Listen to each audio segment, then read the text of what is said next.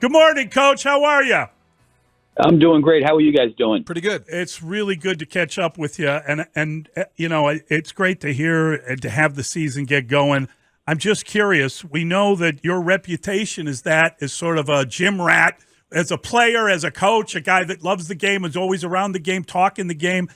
What do you do in the off season? Do you try to get away from it? Do you study it harder? We know players have to improve in some way. What about coaches?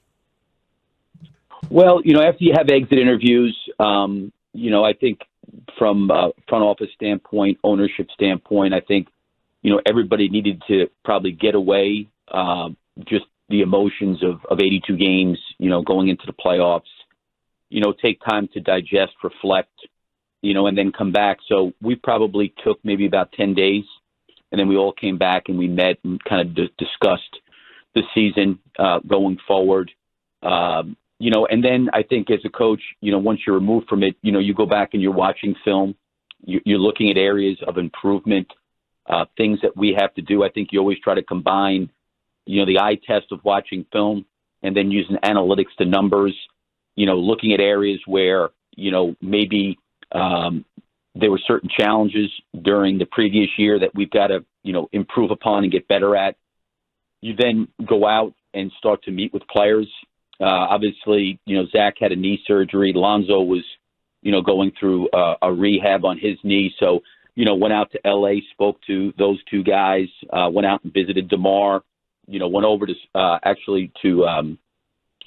see Vooch in Montenegro. We had just traded for Goran Dragic, so I went over to Slovenia. And you start talking to players because they do the same thing. They kind of get away from it and they start to digest, and you start to have conversations of, things that we've got to do better going into the following season. Billy, we know Lonzo Ball is having surgery tomorrow, and AK talked about it yesterday. You were asked about it yesterday. And I just wondered if you could help us. What is the appropriate level of concern to have about what's next for Lonzo Ball, and how much is his good health in your mind tied to the type of season that you definitely want to have this year? Yeah, I think when, Alex Caruso and Lonzo, both those two guys missed half the year. And, they were two really outstanding defenders, at the point of attack, guarding the ball. And certainly that impacted our defense. Our defense, I think, before those guys really went out was pretty good. Now, I made a comment yesterday that I don't think, the injuries necessarily had a lot to do with the collective group of things we need to do collectively. Things happen. I think if you look at this past season, last two seasons with COVID and injuries, we're not the only team that's dealt with it. Maybe we dealt with it a little bit more than other teams with the games missed. But everybody's dealing with it. So, for Lonzo, the hard part and the frustrating part with him, and this was more in my conversations with him, it was such a slow process, of him, trying to make possible strides and gains. And I think with any player, you don't want to have to do surgery. You want to let a player have every opportunity to rehab and to get better. But he was progressing so slowly. And, he has his medical team and people he is comfortable with in L.A., with our people here in Chicago. There was a lot of highly qualified, experienced people, trying to help him get back. And then obviously the decision was made that he would need to go in and do another surgery. So, we're all optimistic that this will really help and, get him back on the court. But I still think that they're looking to figure out, what needs to be done and how we can help him. So I feel bad for Lonzo because he loves to play. And I think having the game taken away from you, and for him, it's been such a long time. I mean, you go back to the beginning of January when he, was out with the surgery and then ruled out for the rest of the season. He just wants to get out there and play. And I think for a young player like that, you want to see him be able to get back out on the court. Obviously the things that he does, he can push the ball and facilitate and hit a three. And you mentioned the defense. You can't replace all those things with one guy. You did, as you mentioned, sign Dragic, and that's a nice piece. He hasn't started in a while. We've talked about Ayo. Do you know who the starting point guard will be to start the season? Is there a competition at that spot? Yeah, I mean, the one thing with Goran that, and I don't know him at all other than when I went over to Slovenia and we spent some time, it was in between him playing the World Championships. And he is obviously a great competitor. He's been a great player. He's played on the ball. He's played off the ball. But I also think, in speaking to him, he's got a realistic understanding of where he's at in his career physically, being 36 years old. And I think he can really make a big impact in a couple of areas. One, I think his leadership and his experience will be helpful, to some younger players in the backcourt like Kobe White, like Ayo. I do think that his competitiveness and his toughness will add incredible value. So how do you utilize him? He's not a guy that's probably in a position on night in and night out that he's going to be able to play 34 or 35 minutes. That's just not where he's at in his career. And sometimes having a guy like that come off the bench, it shortens the game, and then you can use him in more crucial situations. I think Ayo was a real pleasant surprise. I think anytime you've got a rookie coming in the second-round draft pick, and you really don't know what to expect, because I don't know how much of an opportunity there would have been for Ayo, because, Kobe was out last year to start the year with his shoulder. Then he COVID. Alex and Lonzo, both those guys missed half the year. And I give Ayo a tremendous amount of credit for the way he played, really not having a lot of experience. I think DeMar, Zach, Vooch, a lot of our veteran guys spent time with him to help him. There was a lot on his plate, but, he has a lot of intangible makeup competitively and toughness-wise. And, having the experience he had last year is only going to help him. So, to answer your question, I wouldn't sit there and say that, it's like this wide open competition. We've got to figure out how to mix and match players. For example, DeMar last year, played a lot with the second unit and was really effective for us. Do we continue to do that? We've added Andre Drummond. We've added Goran Dragic, to your point. A lot of it is how those groups gel and mesh, your first unit, your second unit. So, it could be a situation that, it could change during the year. But we've got to look at, who are going to be the guys that are going to really function well together in the combinations. And that may take a little bit of time with Lonzo, being out and probably missing training camp. And we'll have more updates of where he's at in several weeks. But, overall, I feel confident that we have some guys that have played the position that are team-orientated guys. Caruso's played back there. Kobe's played back there, and so is Ayo. And then we've got to see, how do we utilize each guy's strengths, talents, and abilities. Billy, I think when you said yesterday the Eastern Conference is better, everybody nodded in agreement. We see what other teams have done. You said this season will be harder, and I think everybody also agreed with that premise. But how is your team better and more equipped to handle those challenges? Because the offseason, you mentioned some of the role players that were added, but there weren't any big splashy additions. You have essentially the same core as you did a year ago. How is this Bulls team improved over last year's and better equipped to handle these challenges? Well, that's one of the things I think in the off season that, I've spent a lot of time, really taking a hard look at and including the players in it as well. When you look at last year, the only three players that were back from my first year was basically Kobe White, Patrick Williams, and Zach. Vooch we got in a trade after February, so he didn't even play a year with our guys. Then we go into the season, and we have all this entirely new team that's never played together. And I give our guys credit. They all came back in early last year to kind of get acclimated to one another, to get to know each other, off the floor, on the floor. But we had a whole new team. So you kind of go in with a plan for that season, not really knowing how all these guys are going to gel and mesh.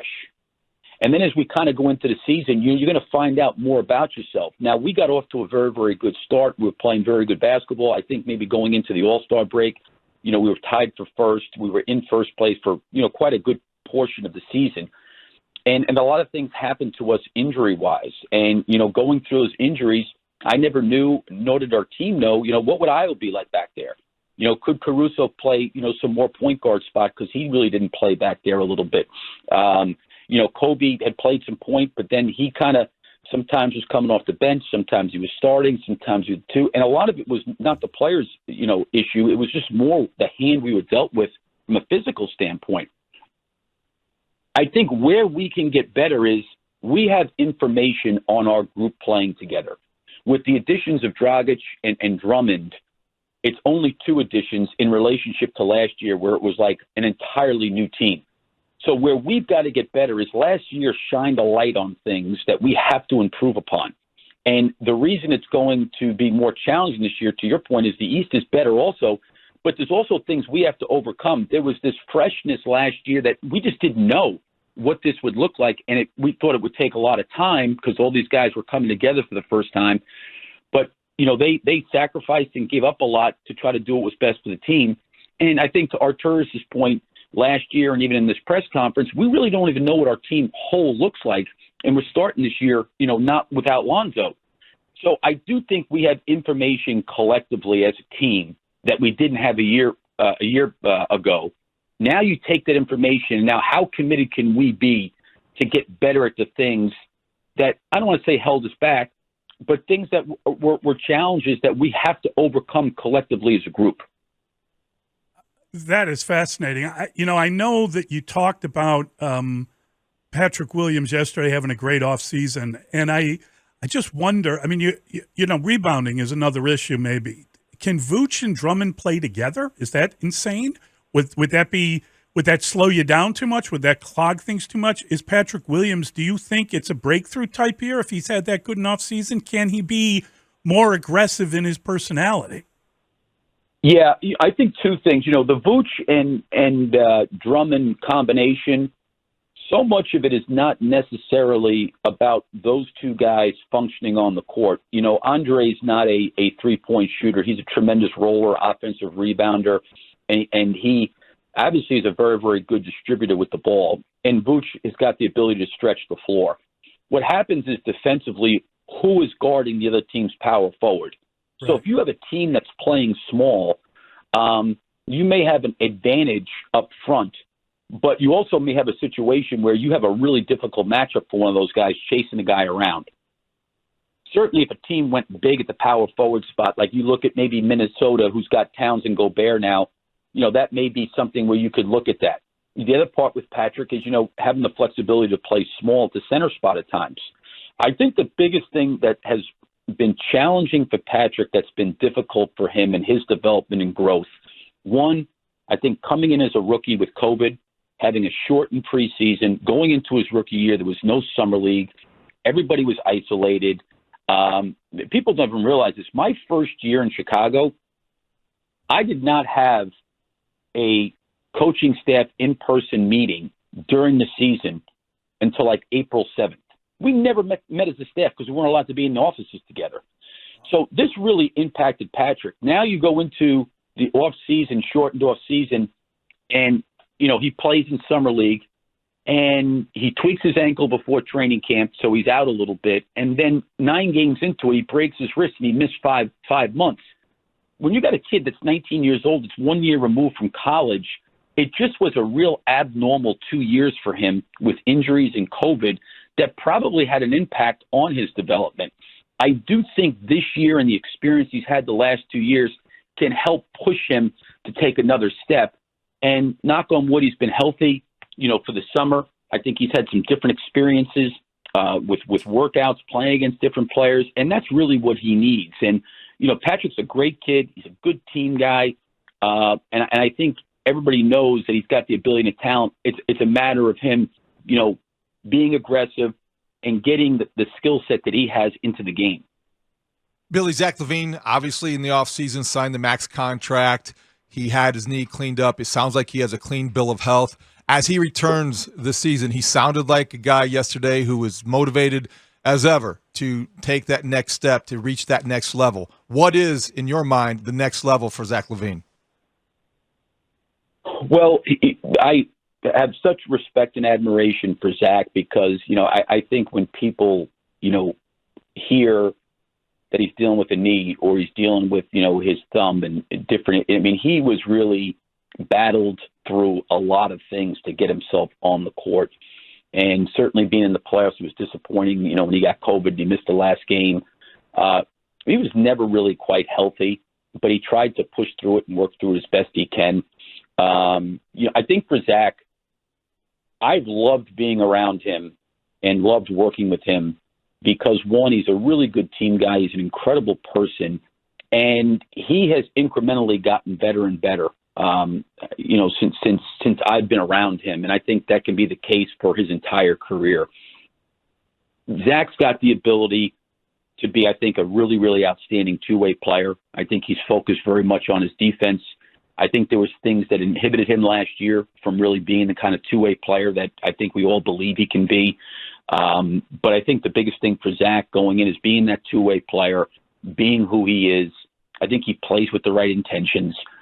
It's just, I think for any player, whether it's Lonzo, Alex Caruso, or even Zach, when you're seeing a player trying to get out there and play through these kind of injuries and working through it, it's tough to watch, but that's the competitiveness in Zach. So I do think him getting back to being a guy that's playing both sides of the ball, will be important. I think it looked, when I saw him this summer, he's gotten his explosiveness back. I thought he lost some of that last year, playing on his knee. And again, there was no issue with him playing last year, him putting himself in harm's way. He was able to, but it was just more how he could deal with the pain. And there were certain games he couldn't play. But him getting back to being who he's been on both sides of the ball, I think will be important. Coach, thanks a ton. We really enjoy talking to you and look forward to a great year and hopefully more three-point shooting, right? Thanks, Billy. Thanks, guys. Talk care. soon. Bye-bye.